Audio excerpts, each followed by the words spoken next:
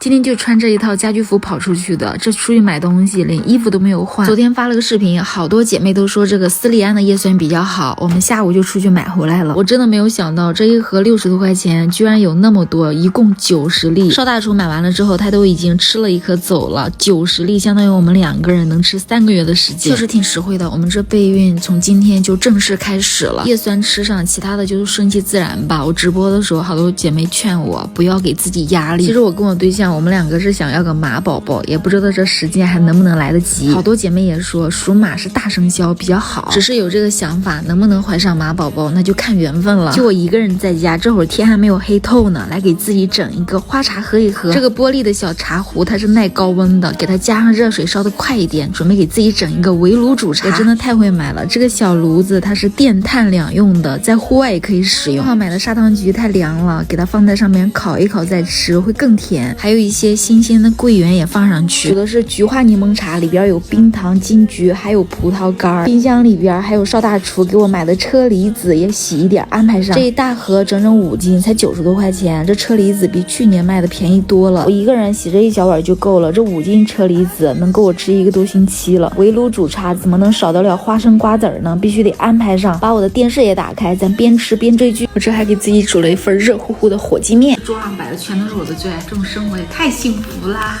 这个火鸡面呢，我要放1整包，因为我比较能吃辣。妈呀，我在这边搅拌边咽口水，好长时间没有吃火鸡面了，太馋这一口了。先来尝一小口，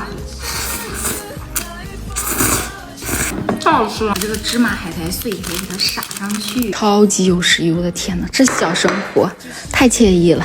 把我的围炉煮茶给倒上。